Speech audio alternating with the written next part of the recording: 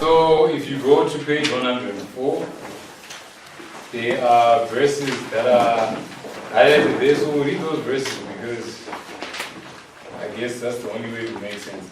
Leviticus 26 is the primary point of reference for the 7 times prophecy, the 25-20 that we teach as a movement.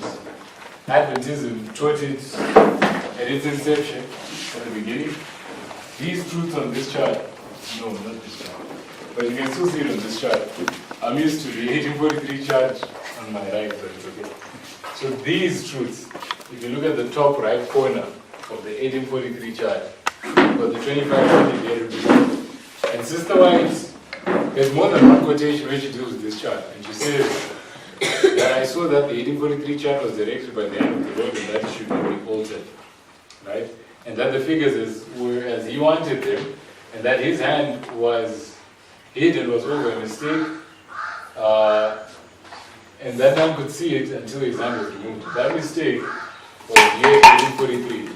It was one mistake on more than one figure.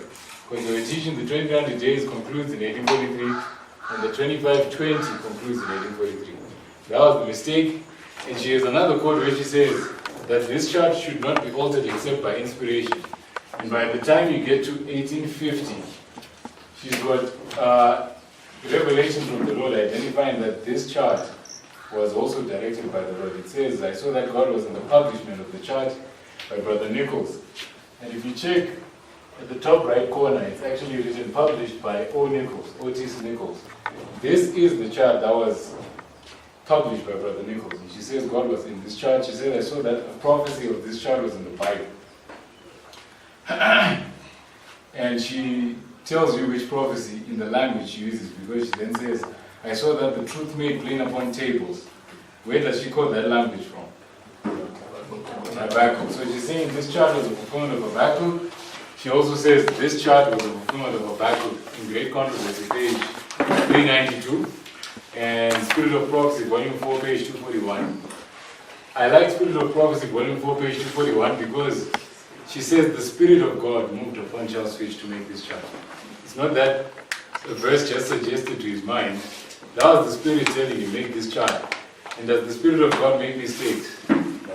No. The Spirit of God doesn't make mistakes. So if you're rejecting the 25-20, what are you basically doing? You're rejecting the Spirit. Right? You're rejecting the Holy Spirit. And you reject the Holy Spirit according to Christ is what? It's the unpardonable sin. Right? So it's a very serious thing to reject any truth. Any truth that's established by the Spirit of God cannot be rejected, not just the 25-20. But because we're dealing with the 25-20, I just thought to mention it. That the 25-20 was on this chart that Adventism used at the beginning. If it wasn't for the truth on this chart, Adventism would not exist. Do you understand that? Do we understand that? Yes. There's no other way that Adventism would have been brought into existence apart from the truths portrayed on this chart. So, why I was saying that is all these studies that were put on this chart are basically a summary of what Miller understood. There is no truth on this chart that Miller did not understand before this chart was produced. This was basically a pictorial representation of Miller's studies. Do you get me? Yes. Yeah. What Miller had studied years before was just put in pictorial form in 1842, right? So the 25-20 was part of Miller's studies, and the primary point of reference for the time prophecy itself was Leviticus 26, the 7 times. So let's turn to Leviticus 26. Leviticus 26, we're going to read just select verses, and we're going to read particularly the verses that talk about 7 times, and maybe 1 or 2 verses after that.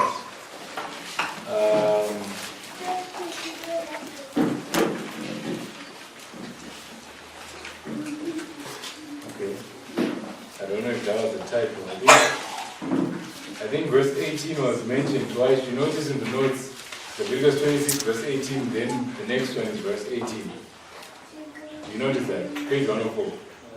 Leviticus 26, verse 18, then after that it's verse 18. Do you see that? Yes. That's a mistake. The second verse 18 should be verse 19. So if you could just change that for your own personal study. It's meant to be paid verse 19, not 18. First one is verse 18, second one should not be 18, it should be 19. Do you understand? Yes. Yeah. Okay. So verse 18, and if you will not yet for all this hearken unto me, then I will punish you 7 times more for your sins. 19, and I will break the pride of your power, and I will make your heaven as iron, and your earth as brass. Okay, so maybe let's take it step by step. But what you're going to see is that this passage of Leviticus 26 was actually fulfilled in the progressive downfall of the kingdom of Judah. So I'll just put the line on the board, and then we work through it as we go.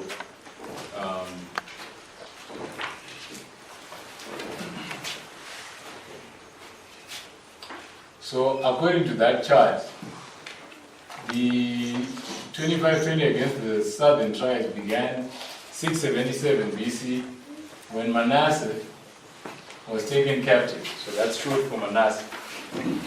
And then you come to 607 BC when Babylon continued what Assyria began. Assyria began this scattering period. Right? It was the Assyrians that scattered the northern tribe. It was Assyria that began to strip away the sovereignty, the independence of Judah in the time of Manasseh, but Assyria did not complete that work. That work was completed by Babylon. And if we go to Jeremiah, we'll come back to Leviticus 26. Keep your finger in Leviticus 26. Let's go to Jeremiah 50. Jeremiah chapter 50. In fact, sorry, before we read Jeremiah 50, let's read Isaiah 10. This is not in your notes. Isaiah chapter 10. Remember, when God's people would break his covenant, he would be angry at them and he would punish them. Not so? Just like a child. If a parent tells the child what to do and the child does contrary to what the parent has said, as a parent, what should you be? Angry, would you not? And would you leave your child to go scot-free? No. If you're a Christian? No. What do? You just punish the child. Not because you want to hurt the child, but you want to save the child. So God tells us what he was going to use to punish his disobedient children, Israel, in Isaiah 10. And we read verse 5. Verse 5 says, O Assyrian, the rod of mine anger, and the staff in their hand is mine indignation. Verse 6, I will send him against an hypocritical nation, and against the people of my wrath will I give him a charge, to take the spoil and to take the prey, and to tread them down like the mire of the streets. So the Lord identifies the Assyrian as the tool that he will use to execute his justice and judgment, right? To basically bring punishment upon a hypocritical nation, right? And if you go to, should be Matthew 16. Matthew 16 defines to us what a hypocrite is. Yes, Matthew chapter 16. We read from verse 1 to 3. Sorry. Matthew 16 verse 1 to 3. Matthew 16 verse 1 to 3. It says, the Pharisees also with the Sadducees came and tempting desired him, that he would show them a sign from heaven.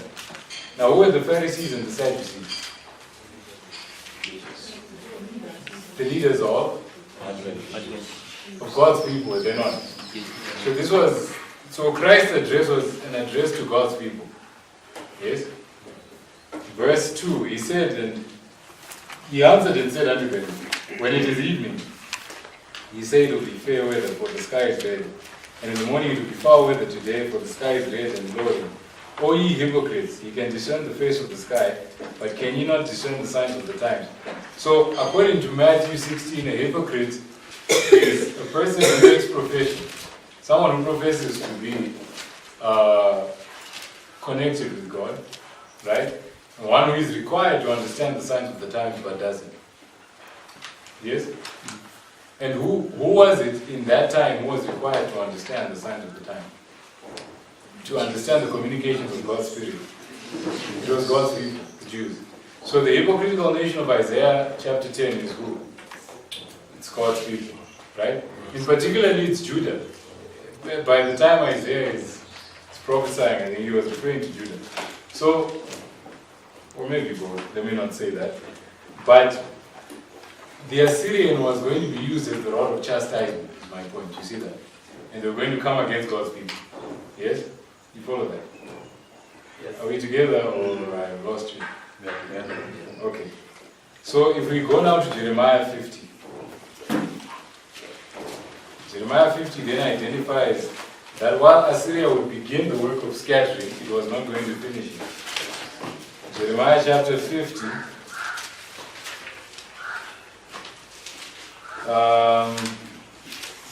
Verse 17. And remember, the 25-20 is all about the scattering and the gathering of God's people, right?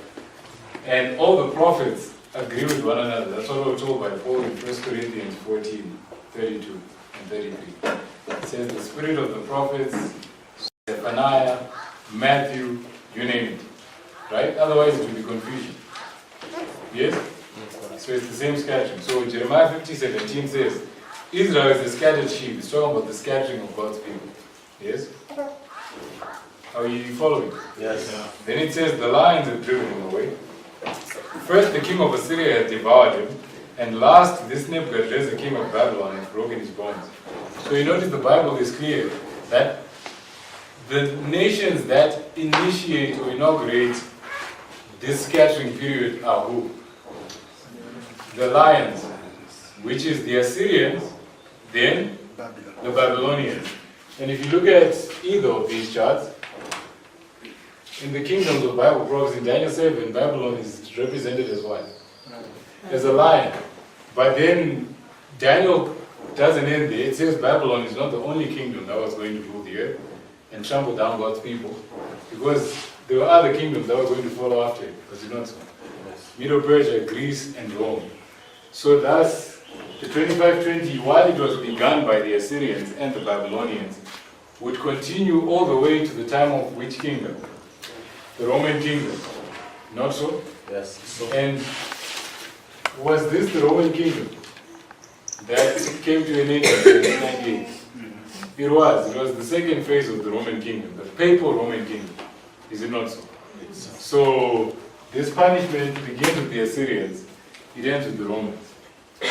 But the southern tribes, remember, because they did the same sins as the north, would have the same punishment. Do you get that? If Kenya is to say, if you steal, you go to jail for 10 years, right? And then I and my brother, police, commit the same crime. He commits it in 2017. He's in prison until 2027. Yes? If I commit it in 2018, I get the same punishment. Right? But it ends in 2028, a little later. Is it not so? So it's the same. Even though the 25-20 against the north began first, but the south would have the same punishment. So it would end at a later time. So if you go last verse, then we go back to Leviticus 26. 2 Chronicles 30. Wait, let me confirm if it's 2 Chronicles that I want. No, it's not 2 Chronicles that I want. I actually want 2 Kings. I'm sorry about that. 2 Kings 21. 2 Kings 21, God declares something concerning Manasseh. Beginning in verse 11. 2 Kings 21, verse 11.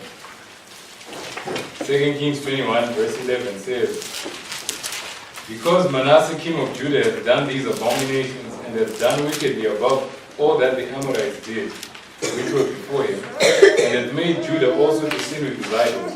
Therefore thus saith the Lord God of Israel, behold, I am bringing such evil upon Jerusalem and Judah, that whosoever heareth of it, both his ears shall tingle. And I will stretch over Jerusalem the line of Samaria, and the plummet of the house of Ahab, and I will wipe Jerusalem as a man wipeth a dish, wiping it and turning it upside down.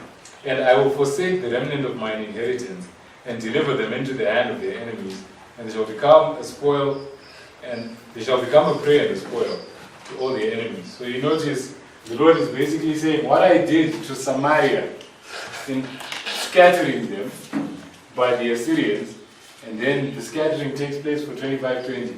I'll do the same for Judah. Meaning it will also be how many years? 25-20, right? So 25-20.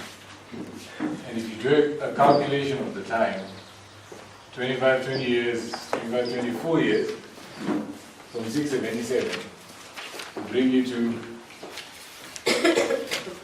1844, right? And is 1798 a significant waymark in Advent history?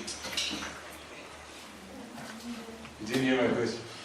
Is 1798 a significant waymark in Advent history? It is. Is 1844 a significant waymark in Advent history? It is. So does the 25-20 destroy or confirm Advent history? Confirms. So, to be honest, it's really mysterious why Adventism would reject a teaching that confirms its beginnings.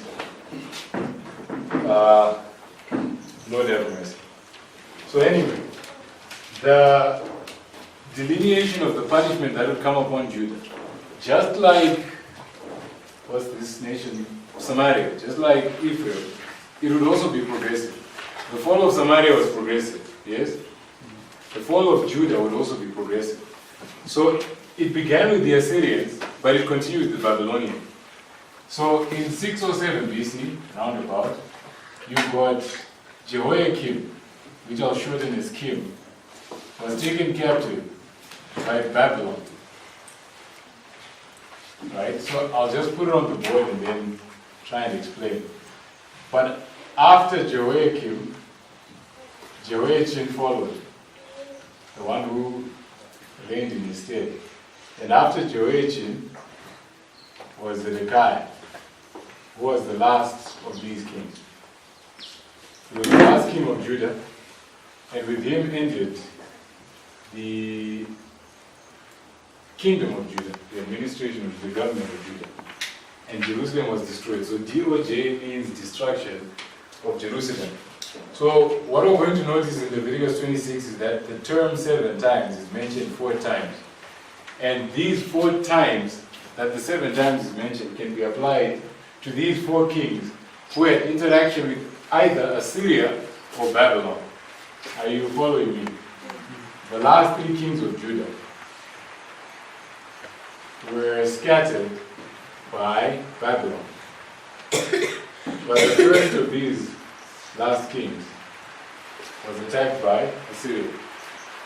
So when we read, it says in Jeremiah, remember it says Israel is a scattered sheep, right? Then it says the lions have driven him away. Then it used the word first. First, the Assyrians had devoured him. And then, last, this left the desert. So this was the beginning of the scattering of Judah. This was the conclusion of the scattering of Judah. I get it. Because there are other kings that reigned in between here. But what it's marking is the beginning of the process and the end of the process. Are you following what I'm saying? It said first this king of Assyria that devoured him, and last this Nebuchadnezzar broken his bones. So these were the last 3 kings of Judah. And each of them had interaction with Nebuchadnezzar.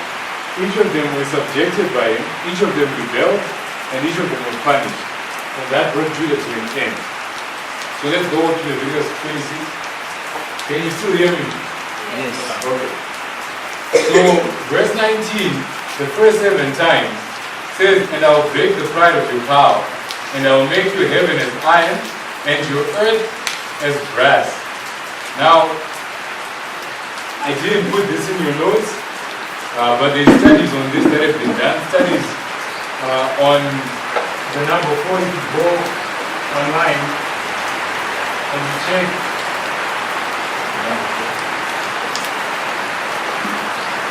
different camp meetings that have been done, like the one that was done in Wales in 2014, and another camp meeting. There was a study that was done on the number 4, and part of that study will explain to you why the pride of power is a symbol of the king. But basically, when Israel asked for a king, Sister White explains in the chapter in Patriarchs and Prophets, I forget the name of the chapter, but it's the chapter that deals with the anointing of Saul as king. Right? You know the story of the anointing of Saul. You know that story? Did God want Israel to have an earthly king? He didn't. But they came to Samuel and they said, give us of a king. They asked for a king. Right? Yes. Yes? Yes. So their king therefore became the prize of their power. And God is saying in the first 7 times, I will do it to the pride of your power. I'll break the pride of your power. In other words, I'll punish your king. And that's what happened in 677. Because even though Judah was not carried captive here, who was carried away captive in 677? The king, Manasseh. And from this point onward, Judah was never an independent nation again. Are you getting me? When you have kings, they had to pay tribute to the Assyrians, and then here it has to be the Babylonians. They lost their independence. From Manasseh onwards, Judah had lost its independence. So the escalation had begun. But it was what? Progressive. Yes? Are you following? It was progressive. So I'm saying the first 7 times corresponded with Manasseh. Let's go to verse 21. Verse 21 says, and if you walk contrary unto me, and do not hearken unto me, I will bring 7 times more plagues upon you according to your sins. Verse 22, I will also send wild beasts among you, which shall rob you of your children, and shall destroy your cattle, and make you few in number, and your highways shall be desolate. So if you look at the second 7 times, it says, I will send wild beasts to rob you of your children. What are beasts in prophecy? Kingdoms, governments. If you go to 2 Kings 24, 2 Kings 24, I'm saying this second 7 times was applied when, in the next time that Judah was invested by foreign armies, which was in the time of Jehoiakim. 2 Kings 24, beginning in verse 1, it says, in his days, that's in Jehoiakim's days, Nebuchadnezzar, king of Babylon, came up, and Jehoiakim became his servant 3 years. Then he turned and rebelled against him. And the Lord sent against him bands of the Chaldees, and bands of the Syrians, and bands of the Moabites, and bands of the children of Ammon, and sent them against Judah to destroy it, according to the word of the Lord, which he spake by his servants, the prophets. So you notice, against Jehoiakim didn't come one nation. There were how many nations? Count it.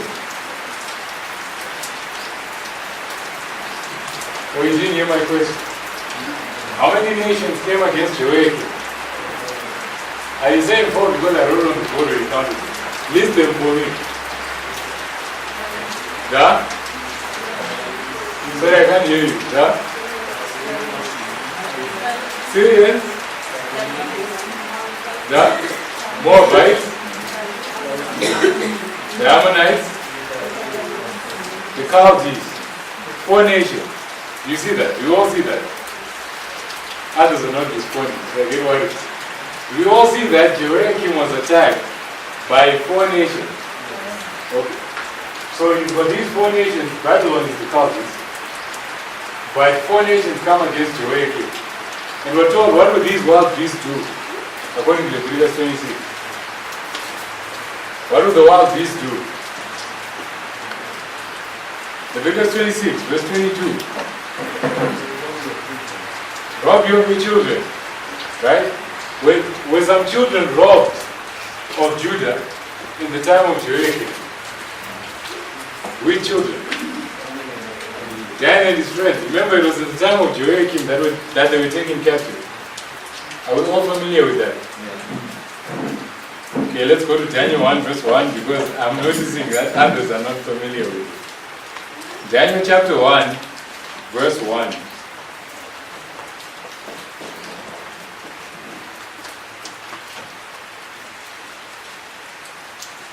Daniel 1 verse 1 says, in the third year of the reign of Jehoiakim, so it is Jehoiakim again. You see that? In the third year of the reign of Jehoiakim, king of Judah, came Nebuchadnezzar, king of Babylon, unto Jerusalem, and besieged it. And the Lord gave Jehoiakim, king of Judah, into his hand, with part of the vessels of the house of God, which he carried into the land of Shinar to the house of his God, and he brought the vessels into the treasure house of his God. And the king spake unto Ashpenaz, the master of his eunuchs, that he should bring certain of the children of Israel, and of the king's seed, and of the princes, and you can go on and on. So it's in the time of Jehoiakim that these children of the royal seed were taken captive to Babylon, including Daniel and his three friends. Right?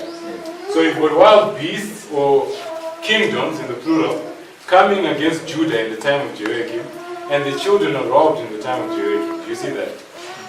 Do you see that? So the second 7 times was a punishment that applied to the time of Jehoiakim. Let's go to the third. Verse 23. Verse 23 says, and if you will not be reformed by me by these things, but walk contrary unto me, then will I also walk contrary unto you, and will punish you yet 7 times for your sins. 25. And I will bring a sword upon you, that shall avenge the quarrel of my covenant. And when ye are gathered together within your cities, I will send the pestilence among you, and it shall be delivered into the hand of the enemy. Now, if you go into the history of Jehoiachin, which was the second from the last king of Judah.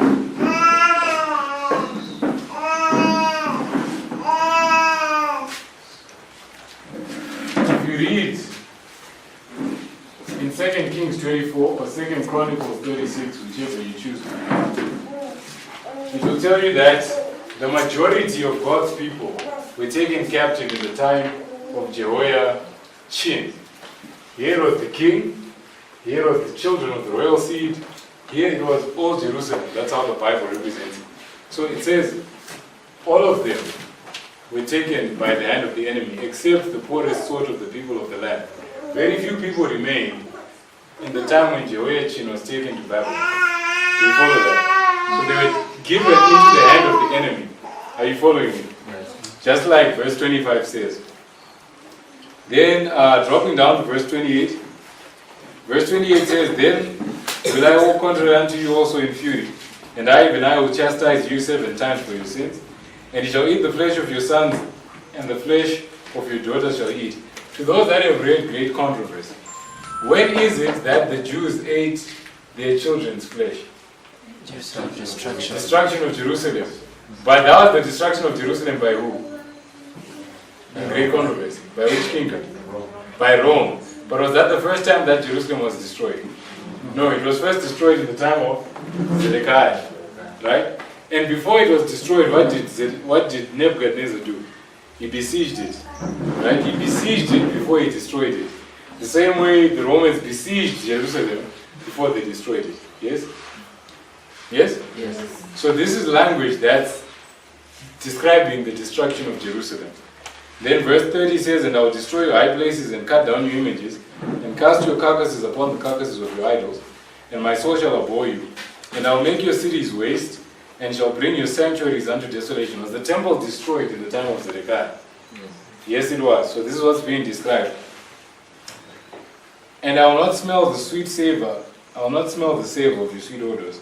And I will bring the land into desolation, and your enemies which dwell therein shall be astonished at it. Verse 33 says, and I will what? Scatter you among the heathen. So you notice the 7 times is all about what? It's all about the scattering. But at the end, is the gathering. So, the 4th 7 times is describing the desolation or the destruction of Jerusalem. Do we see that? Yes. So these 4 7 times were fulfilled in the experience of these 4 kings. This was the progressive taking away of Judah into captivity. Even though it began here, it's not until 586 BC, that process was complete. The captivity was done. Do you follow me? Yes. Okay. Now, what you'll notice is from 677 to 607 is how many years? 70 years. Right? 70 years. And therefore it comes as no coincidence, because when Jehoiakim was taken captive, he began which time prophecy, which we usually mark. Which time prophecy?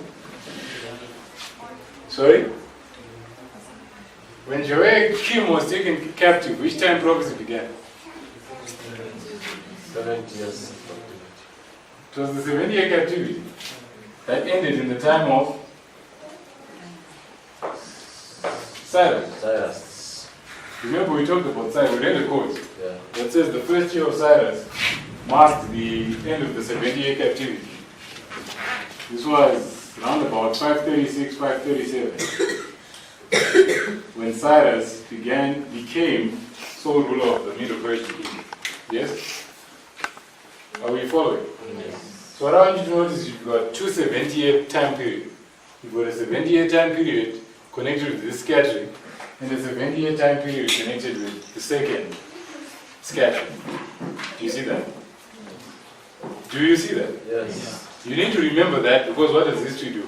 Repeat. It repeats, and this is based on what? The 2520, right? Now when you notice that, who began this captivity? This 70-year captivity, which king?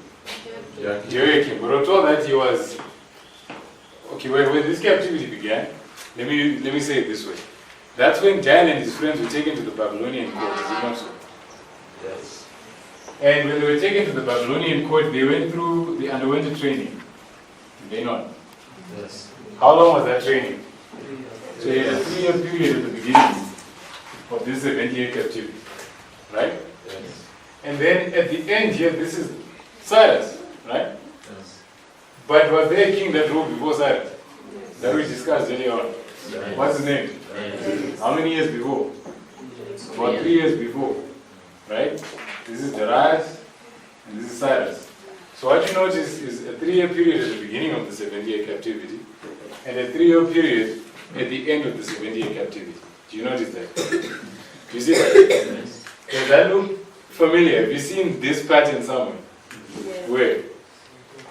The 2520. You've got a 3-year period at the beginning, period at the end of the 2520. You see that? Yes.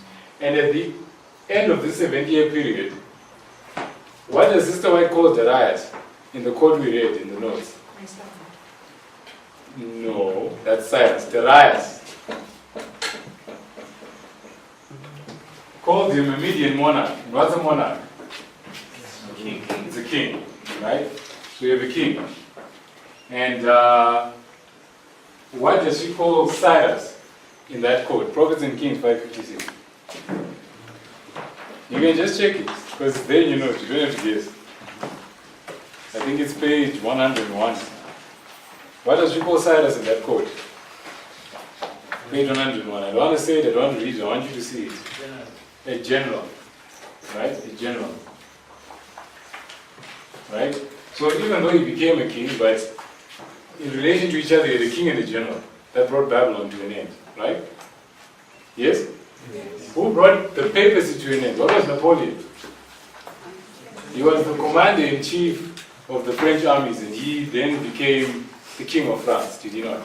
So you can relate to him at a prophetic level as a king. But who did he send to take the Pope captive? Berthier. And what was Berthier? He was a general. Is that a coincidence? Is it a coincidence? Providence. You have a king and a general. You have a 3-year period at the end of the scattering. You have a king and a general, and a 3-year period at the end of the scattering. Do you see the very specificity of the repetition of history? Do we see that? So it means the 70 years, I mean, when you look at the 70 years, okay, I don't know how to ask the question, so let me read this verse. Let's go to Leviticus 26. Verse 34. Verse 33 says, I will scatter you among the heathen. Right? And I'm saying the 25-20 is a symbol of the scattering. Yes? Then notice verse 34, it says, then shall the land enjoy her what? The Sabbath, as long as it lies desolate. That's enough. Let's turn to 2 Chronicles 36. 2 Chronicles 36, verse 21.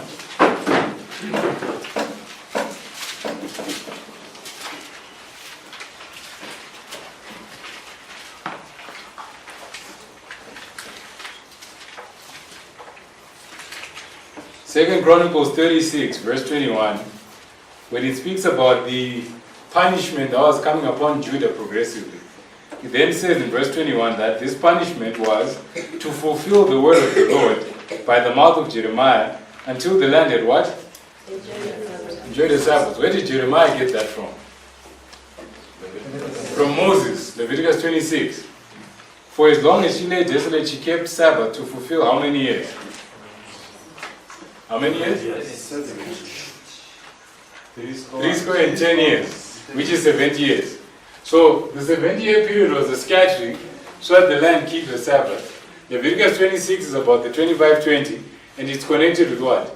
With the land resting, the Sabbath, and the scattering. So it means the 70-year period is a type of what? Of the 25-20. So that's you have a 3-year period at the beginning of the 25-20, a 3-year period at the end, and the 70-year period, which is a type of the 25-20, you have a 3-year period at the beginning of the 70 years, and a 3-year period at the end. Do you see that? And what has explained all this for us? Which truth? It's the 25-20. If we had not looked at the 25-20, we would not have seen this pattern, had we? And I don't know if you've noticed it, but we've come back to where we started, which is here. The first year of Darius and the 3rd year of Cyrus, which I was saying should be understood how? Together, as a unit. Yes. Do you see that? Are you following? Yes. So I'm saying this 3-year period is explained by the 25-20. Because this 25-20 that shows this 3 years opens up. So you have a 3-year period at the end. And then when you look at the second 25-20, you've got these 4 scatterings that basically bring an end to Judah. And you notice that you've got a 70-year period that begins with Manasseh, and a 70-year period that begins with Jehoiakim. Then you notice that you've got a 3-year period at the beginning of that 70-year captivity, and a 3-year period at the end. And this 3-year period at the end is this 3-year period that we began with in Daniel chapter 11. So what explains this pattern is this truth. You get that? Without this truth, you can't show that these 3 years are to be understood how? Together. Are you getting me? Just like, can you separate 1796 from 1798? If Napoleon had not become the commander-in-chief and fought against the papal troops, then they would not have had any reason to bring an end to papal rule in 1798. They need to be understood together. Are you getting me? So this whole period is the time of the end. You follow that? Which means, when you come to the end of the 70-year period, is this a type of the time of the end? Is it? Yes. If this is the time of the end, and we said that the 70 years is a type of this, so it means this would also be a type of the time of the end, would it not be? It is, right? So if this whole period is the time of the end, then it means what? This whole period is also what? A symbol of the time of the end. And when you understand this, you can then start understanding like more advanced truths in this message that have been taught, such as Daniel 11 verse 1 and 2, that's identifying that from the time of the end you can mark 4 kings, which,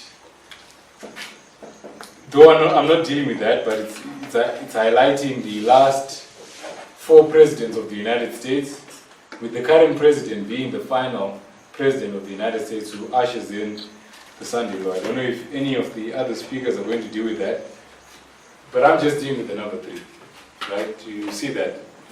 That you've got the number 3, you've got 2 main people, 2 principal persons. Here it's Napoleon and Berthier, here is Darius and Cyrus. Do you see that? Yes. And it's a series of interconnected events. Yes? Okay. Let's see where we are in the notes.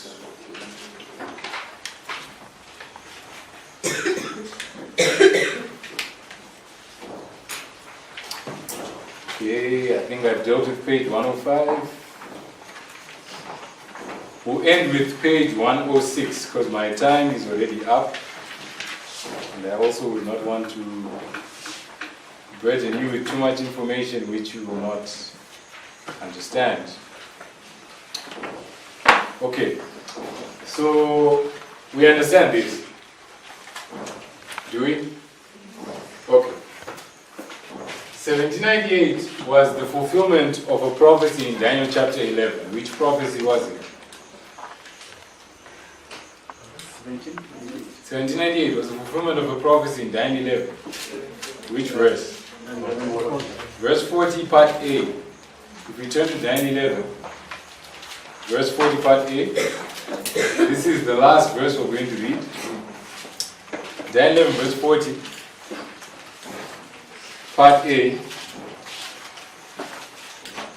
It says, "And at the time of the end shall the king of the south push at him, and the king of the north shall come against him like a whirlwind." Okay, that's part B. On part A. At the time of the end shall the king of the south push at him, and the him being referred to here is the king of the north. So, I know some of us here might not be familiar with the study of the last 6 verses of Daniel 11, but basically, in the Bible, the king of the north was the king who ruled Babylon. And the king of the south was the king whose capital was Egypt. And in the book of Revelation, you've got mention of both powers. You've got mention of Egypt in Revelation 11, and you've got mention of Babylon in Revelation 17. And when you read in Great Controversy, page 382, paragraph 2, Sister White will tell you that the woman that's represented as Babylon, that rules over the kings of the earth, is the Church of Rome. Right? That's the papacy, that's the king of the north. You understand that? It's simple. I'm just trying to summarize it. And then if you read the chapter, I think it's chapter 15, the Bible and the French Revolution, she will explain to you that the power that spiritually is called Sodom in Egypt was in that history fulfilled by France, revolutionary France, atheistic France. So what the verse is saying is at the time of the end, revolutionary France would push against the papacy, and that began in 1796. That's when the pushing began, the war against the papacy. And it ended in 1798. You get that? Yes. Okay. So that's Daniel 11, verse 40. But it's only the first part. Because verse 40 then continues. And it says, "And the king of the north shall come against him like a whirlwind, with chariots and with horsemen and with many ships, and shall enter into the countries and shall overflow and pass over." Now, do we see the papacy retaliating against revolutionary France in this history? No. You don't have a record of the papacy coming back and defeating France while it was atheistic, right? Yeah. And we know that shortly thereafter, France renounced its atheistic views. It ceased to be an atheistic government, right? Yes. So we'd have to look for the fulfillment in another kingdom that would firstly be atheistic, and secondly would rule over not one country, but what? A plurality of countries, because it says that the king of the north would enter into the countries of the king of the south.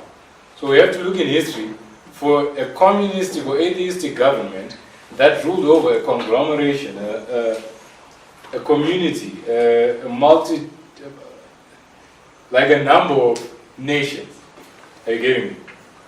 Are you following me? Yes. Because that's what the verse is saying. So we look at the characteristics of the verse, and if they are not fulfilled in 1798, Rule 13 tells us that we should look for another event or wait its future development.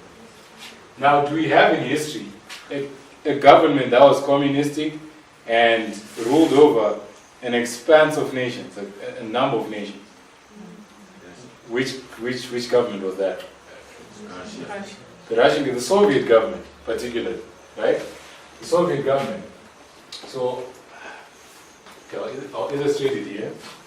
You've got the Soviet government. And when do we see the papacy coming against, overthrowing communism in the countries that the Soviet Union controlled. Yes? And when did that happen? In 1989, you had what is called the revolutions. Revolutions of 1989 that were championed by who? By Pope John Paul II. Right, I just wrote it as JP2, but Pope John Paul II is the one who championed these revolutions. And basically, these different countries, beginning with Poland, started breaking away from the Soviet Union, from the Soviet government, right? So that verse was fulfilled in 1989, are you getting me? Yeah. But it's not until 1991 that the Soviet government itself was dissolved. So Soviet government dissolved at the end, 1991, particularly I think 31st of December. So from 89 to 91 is how many years? It's 3 years, if you do inclusive reckoning. Do we teach that this is the time of the end? Yes, it is, because 1798 was not the complete fulfillment of the time of the end, because Daniel 1140 was not completely fulfilled. Yes? So you've got the time of the end, you've got a period of 3 years, do you see that? 3 years that led to the downfall of the Soviet Union. 3 years the downfall of Samaria. 3 years the downfall of the Babylonian government and its system. And then you've got 3 years for the fall of Judah. You can teach all that. Do you see that is a recurring pattern? Do you see that? Yes. And with each of these 3 years, I haven't found with this one, but with the other ones, you can mark two main people, Napoleon and Berthier, Cyrus and Darius. Which one is the other one we looked at? This one. Who were the two main players that were key in the downfall of the Soviet Union? What was it? In the United States, right? You could relate to it as Reagan and Bush, but I'll say the papacy and the USA. Is the papacy represented in the Bible as a king? Yes, it's the king of the north. And what is the United States to the papacy? The armies of Rome. So in a prophetic level, it would be the papacy's what? General. Is it not so? So you've got a king and a general, a king and a general, a king and a general. Do you see that? Connected to the downfall of each of these kingdoms. And it's 3 years, 3 years, 3 years. Right? Do you all see that? Do you follow that logic? But since Christ illustrates the end from the beginning, if you have a 3-year period here at the time of the end for our history, some others might not understand this, but 1989 marked the end of a period of darkness for Adventism. Because according to sacred history, preceding each time of the end, you've got a period of spiritual darkness or apostasy that's brought about by the mingling of the holy with the unholy, the mystery of iniquity that Brother Tab was trying to summarize in his previous study. We remember what he mentioned, right? So Adventism also has a chronicle of apostasy, preceding 1989, and it spanned a period of about 126 years of rejection of truth. And if you go back 126 years, from 1989, it brings you to what year? No? It brings you to 1863, right? It brings you to 1863. And what happened in 1863? Okay, the 2520 was rejected. This was the first truth of Adventism that was rejected. The 2520 is rejected, the health message is also rejected. But the church is established, it's not.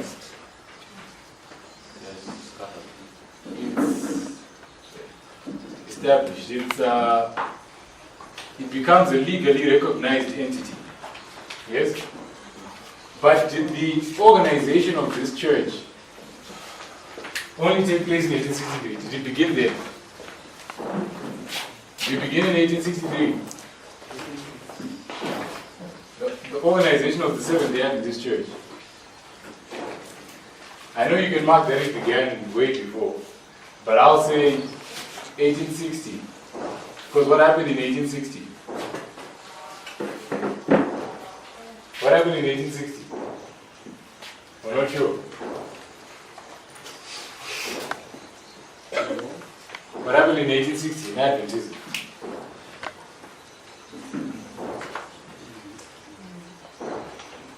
In connection with the organization of the church.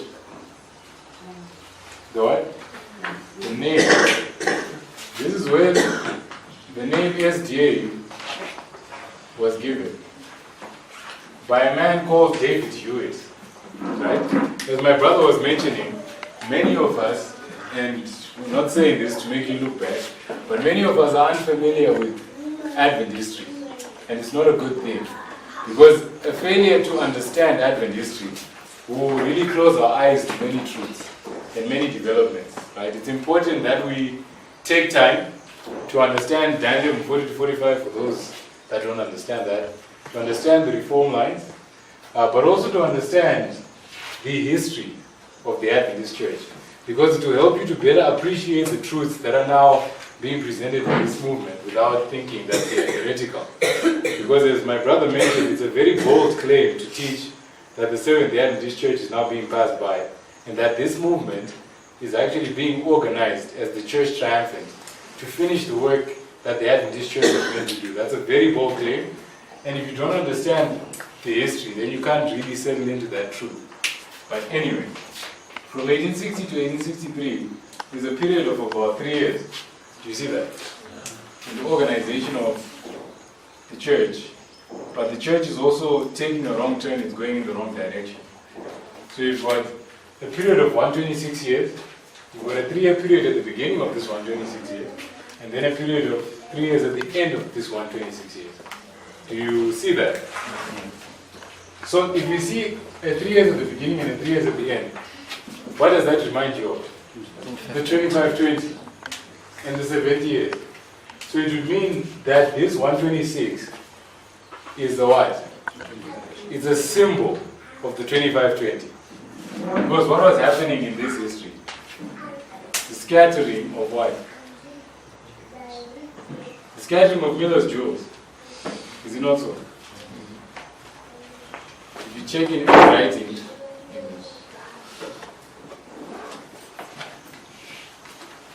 page 81, should be paragraph 2.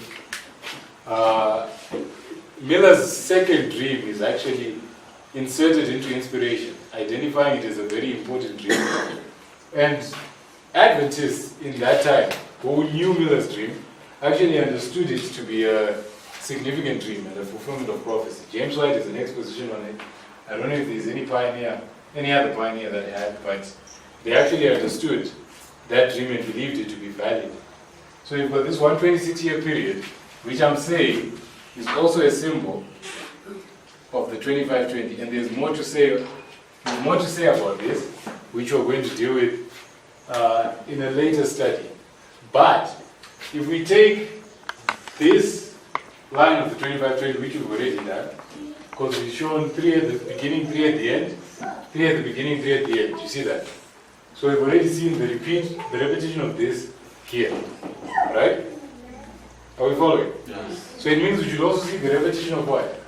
Of this here. Yes? It means we can also mark how many stages of Adventism's destruction. 4 stages, which the Bible represents as 4 generations. But we'll deal with that in detail later. The 70 years is the time of the 25-20. But how many 70-year periods did you have in this 25-20? 2. You had this 25-20, this 70-year period that began with Manasseh, and then the 70-year period that began with Jehoiakim shortly afterwards. So it means in the 4 stages of Adventism's destruction, you'd have Not 2 70-year periods, but 2 what? 1 26-year periods. And that's what we'll take up in our next study tomorrow. So let's end with a word of prayer.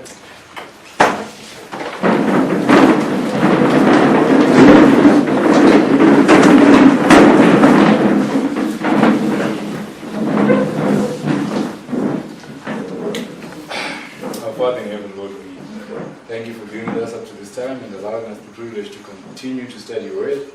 I pray, Lord, that you might give us a true understanding of these things. Lord, open our eyes so that we might discern the sacredness of these truths. May it not just be an interesting study or just some facts and figures, but may we see, Lord, in this a manifestation of your divinity and a call to repentance, a call to humiliate ourselves before you and to put away all that offends you so that we may be accepted in the beloved. Be with us as we continue your holy Sabbath day in Jesus' name.